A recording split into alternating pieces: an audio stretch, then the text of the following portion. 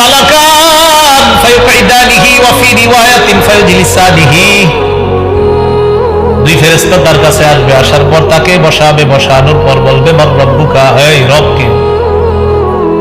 জবাব দিবে রব্বি আল্লাহ, আমার রব হলো আল্লাহ। বলেন না রব কে? আল্লাহ।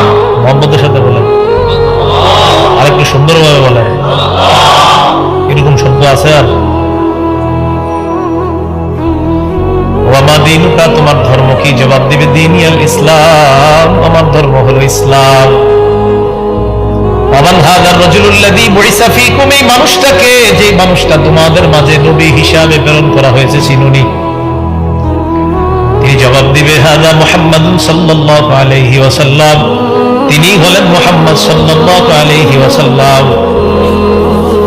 এই কথা বলার পর আল্লাহ বলবে, প্রশ্ন করার দরকার নেই, আন সাদাকা আব্দি, আমি সত্যায়ন করলাম, আমার বান্দা যা বলছে সত্যি কথা। আল্লাহ রাব্বুল আলামিন বলবেন, এক কাজ করো, আফরিশুহু মিনাল জান্নাহ, বান্দা মাটির মধ্যে কেন থাকবে? কবরের মধ্যে জান্নাতের বিছানা বিছায়া দাও। ওয়ালবিসুহু মিনাল জান্নাহ, মানুষ কি একটা কাপড় দিয়ে দিয়েছে, জান্নাতের পোশাক পরায়া দাও। ওয়াফতাহু লাহু বাবান ইলাল জান্নাহ, জান্নাত পর্যন্ত কবর থেকে একটা দরজার ব্যবস্থা করে দাও। অন্যবার মনে আসছে নাচ নিয়ামত গুলা দেখবে, দেখার পর হঠাৎ দেখবে হুররা নাচানাচি করে,